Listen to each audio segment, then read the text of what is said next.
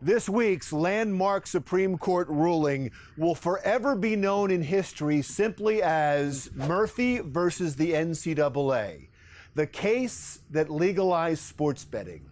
But it's much more important than that. I know.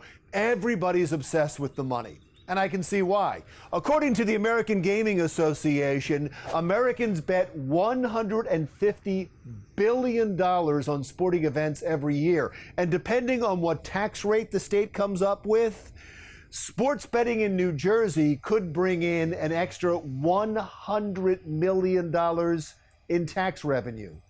Hey, maybe we'll all get property tax rebates. Yeah, right.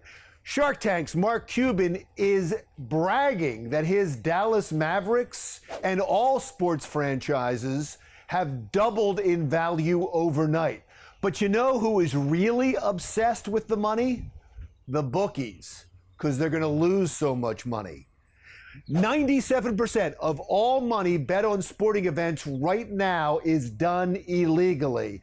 And that tax-free back alley gravy train is coming to an end. But again, the ruling in Murphy versus the NCAA is much more important than that. The big winner in this week's ruling was the U.S. Constitution. You see, the writers of the Constitution came from 12 of the original 13 states. Rhode Island abstained. So it was the states that gave the federal government its power. The states created the federal government, and they were very clear and very specific that any powers not explicitly given to the federal government stays with the states.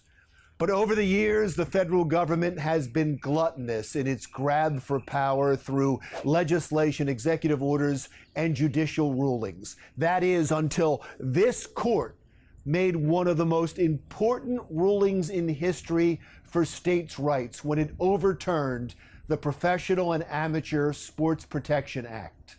And that is the true importance of Murphy versus the NCAA. Or, as Justice Samuel Alito wrote in the opinion, a more direct affront to state sovereignty is hard to imagine. Actually, it's not that difficult to imagine because there are many other affronts to state sovereignty right now that undoubtedly will be challenged. Issues like marijuana, education, law enforcement, property rights, sanctuary cities, even water jurisdiction are all areas where the federal government just took power even though it's not found in the Constitution. All of that can now be challenged with optimism in the judicial wake of Murphy versus the NCAA. No. This is much more than just being able to make a wager. This is about making things right. And we should be proud that it was New Jersey that finally said, enough is enough. I'm Larry Mendte. Talk to you again next week.